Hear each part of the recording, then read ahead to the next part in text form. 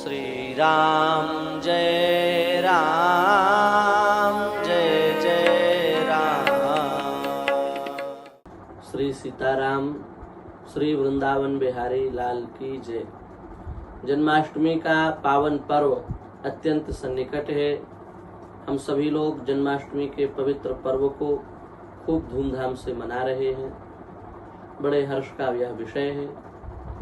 जन्माष्टमी की बड़ी महिमा है और संपूर्ण भारतवर्ष में ही नहीं अपितु कई ऐसे पाश्चात्य देश भी हैं जहां जन्माष्टमी को लोग मनाते हैं। इस विषय में लोगों को बड़ा संशय हुआ कि जन्माष्टमी 26 तारीख को मनाएं कि 27 तारीख को मनाएं। तो शास्त्र का ऐसा विधान है कि कई बार तिथि द्वैविध्य हो जाता है। उसका कारण यह है कि भगवान का जब जन अवतार हुआ, भगवान का जब प्रागट्य हुआ, तो उस समय हम केवल तिथि देखते हैं कि अष्टमी तिथि है कि नहीं है। अपितु भगवान का जब अवतार हुआ उसमें वार भी निश्चित था, उसमें नक्षत्र भी निश्चित था। तो इस दृष्टि से कुछ लोग वार का विशेष विचार करते हैं, तिथि का विचार करते हैं, कुछ लोग नक्षत्र का विशेष विचार करते हैं कि रोहिणी नक्षत्र कब पड़ा। तो इन सब मतांतरों के कारण तिथि में 2 दिन पड़ जाता है। इसमें कोई शंका वाली बात नहीं है।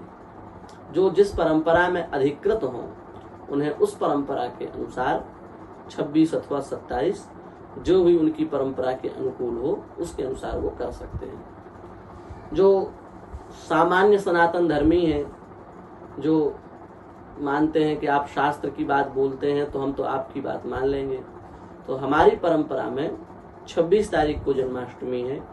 तो जो हमारी परंपरा के अनुसार मनाना चाहें, और हमारी परंपरा भी शास्त्र सम्मत ही है, तो जो शास्त्र परंपरा के अनुसार मनाना चाहें वो 26 तारीख को मना सकते हैं। और एक दृष्टि ये भी है कि ठाकुर जी का प्रागट्य उत्सव है, बार बार तो आता नहीं है, साल में 1 दिन ही आता है। तो हम दोनों दिन ही मना लें तो हमें क्या समस्या है। 26 को भी मना लें, 27 को भी मना लें, तो विवाद ही समाप्त हो जाएगा। तो एक तो ये बात है।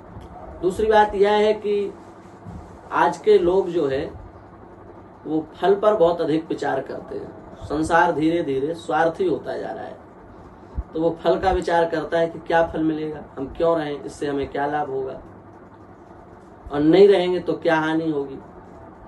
देखिए, सबसे पहली बात तो यह है कि हम जिससे प्रेम करते हैं उसके लिए यदि हमें शास्त्र व्रत करने की आज्ञा देता है तो हमें फल का विचार करने की क्या आवश्यकता है।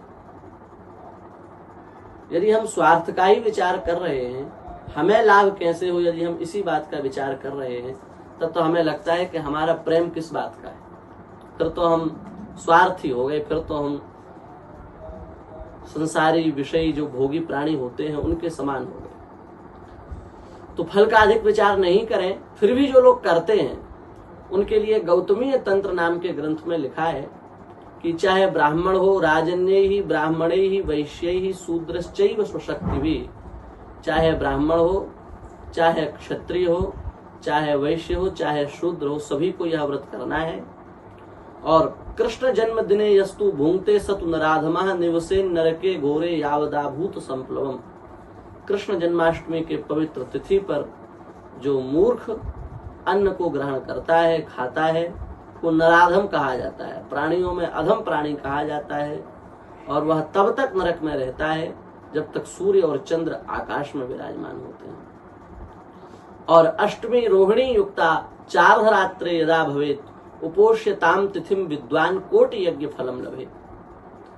कोई व्रत कर रहा है जन्माष्टमी का पवित्र व्रत, तो अष्टमी तिथि हो और उसमें यदि मध्य रात्रि में रोहिणी नक्षत्र हो, उस समय जो जन्माष्टमी के पवित्र व्रत को करता है उसको करोड़ों करोड़ों यज्ञों का फल प्राप्त हो जाता है। करोड़ों करोड़ों यज्ञों का फल उसको प्राप्त हो जाता है। और लिखा है, विमुच्य निवसेद विप्र वैकुंठे विरजे पुरे। वह समस्त प्रारब्ध भूत कर्मों से मुक्त होकर के, समस्त पाप ताप संतापों से मुक्त होकर के भगवान के दिव्य धाम में जाकर के स्थित हो जाता है। श्री जन्माष्टमी महापर्व के विषय में भविष्य पुराण में श्री युधिष्ठिर जी ने बड़ा विस्तृत प्रश्न किया है और ठाकुर जी ने वहां विस्तार से उत्तर दिया है। और वहां इसकी महिमा का भी वर्णन किया है और ये भी कहा है कि जो जन्माष्टमी की पवित्र तिथि पर भोजन करता है वह मान लो भोजन नहीं, वह तो मांस भक्षण कर रहा है। विष्णु रहस्य आदि ग्रंथ में ऐसे प्रमाण प्राप्त होते हैं। तो इसलिए लिखा है कि कृष्ण जन्माष्टमी में जो सुंदर व्रत का अनुष्ठान करते हैं उनके हजारों हजारों कुल जो हैं वे भगवत धाम प्रयाण कर लेते हैं, नरक से छूट करके भगवान के धाम चले जाते हैं। अब कुछ लोग कहेंगे, कह रहे हैं तो सब अतिशयोक्ति है। क्यों अतिशयोक्ति है? हम तो कह रहे हैं कि फिर कृष्ण जन्माष्टमी भी अतिशयोक्ति है। तो हम कृष्ण जन्माष्टमी को क्यों मानते हैं? क्योंकि हम शास्त्रों को मानते हैं। तो उसी प्रकार से कृष्ण जन्माष्टमी के व्रत को भी हमें, उसके महात्म्य को भी हमें मानना पड़ेगा। क्यों? क्योंकि हम शास्त्रों को मानते हैं। बहुत अधिक हमारे पास अवकाश नहीं है समय का, इसलिए हमने संक्षिप्त में ही महात्म्य का वर्णन किया। अब एक बात और है कि हम क्या करें। तो हम 2-3 बातें निवेदित करेंगे कि हम लोग पूर्ण पवित्रता का विचार करें। एक ही दिन तो करना है, हम तो कहते नित्य करो, तो नित्य नहीं कर पाते तो कम से कम एक दिन हम पूर्ण पवित्रता से, सदाचार से, ब्रह्मचर्य से, शौचाचार से रहें। दूसरा हमें कार्य करना है कि हम भगवान का सहस्त्रार्चन करें। हमारे गोपाल जी जो हैं उनका गोपाल सहस्त्र नाम से सुंदर तुलसी दल से, मंजरी से अर्चन करें। और एक काम हम और कर सकते हैं, भगवान का सुंदर पंचामृत से दिव्य अभिषेक करें।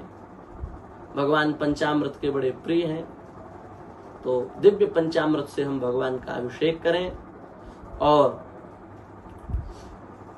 बहुत अच्छा रहेगा कि हम लोग भगवान की महाआरती करें, 21 ज्योति जला करके, जिसकी जैसी सामर्थ्य हो, 51, 101 जिसकी जैसी सामर्थ्य हो, भगवान की दिव्य महाआरती करें।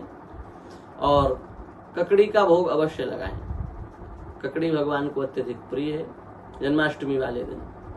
और ये जो माताएं होती हैं, गर्भवती माताएं, उनको तो विशेष लाभदायक है। तो खीरे का भगवान को, ककड़ी, खीरा जो भी कहते हो जिसकी भाषा में, उसका अवश्य भोग लगावें। और इस संपूर्ण व्रत को और इस उत्सव को मना करके जब प्रणाम करने की बारी आवे और आपको ऐसा लगे कि भगवान हमसे कह रहे हैं कि कुछ मांग लो, हम तुमसे प्रसन्न हैं, ऐसा अनुभव जब हो तो उनसे एक ही प्रार्थना करें कि यह देश गोवध के कलंक से मुक्त हो। एक जन्माष्टमी हम लोग गाय के लिए समर्पित करें, भगवान से ऐसी प्रार्थना करें कि गाय सुखी हो जाए, क्योंकि गोपाल तभी प्रसन्न होंगे जब हम गाय की प्रसन्नता का विचार करेंगे। इससे बड़ी भगवान की प्रसन्नता कुछ नहीं हो सकती। तो हम गाय के लिए, गौ माता के लिए भगवान से प्रार्थना करें, हमारे लिए बहुत अच्छा रहेगा। तो इस प्रकार से हम सभी सनातनी लोग, हिंदू लोग इस पवित्र उत्सव को मनावें, शास्त्र मर्यादाओं का विशेष ध्यान रखें। कई लोग ऐसे ऐसे गाने बजाते हैं और इस प्रकार से अर्थात हर जगह आधुनिकता रखते हैं, उससे बड़ा नाश होता है धर्म का। इसका हम विचार करें कि हमको धर्म का नाश नहीं करना है। पूर्ण सात्विकता, पवित्रता के साथ भगवान के जन्म दिवस पर केक काटने की आवश्यकता नहीं है। साधु ब्राह्मणों को प्रसाद पवाओ, गाय को प्रसाद पवाओ, बालकों को प्रसाद पवाओ, इससे भगवान प्रसन्न होंगे। कि केक काटना और फिर हैप्पी बर्थडे वाले भजन गाना, कुछ भी कहो, ये सब अनुकूल नहीं है शास्त्र के। तो इसका हम लोग विशेष ख्याल रखें। बस इसी भावना के साथ श्री ठाकुर जी के चरणों में प्रणाम करते हुए हम अपनी वाणी को विराम देते हैं। श्री वृंदावन बिहारी लाल की जय।